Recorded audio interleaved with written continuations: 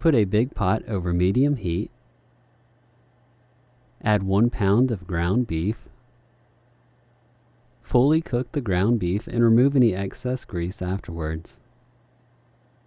Add a 28-ounce can of crushed tomatoes, undrained, a 4-ounce can of diced green chilies, a 15-ounce can of kidney beans, drained and rinsed, a 15-ounce can of black beans, drained and rinsed, a 15-ounce can of corn, drained, 2 cups of reduced sodium beef broth,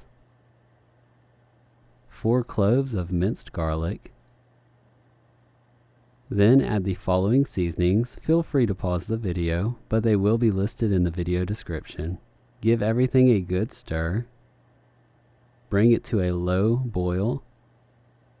Then cover it and reduce the heat to a simmer. Simmer for 20 minutes, stirring occasionally. After simmering for 20 minutes, if you prefer a thicker soup consistency, continue cooking without the lid until you're satisfied. Please consider giving the video a like, and thank you for watching.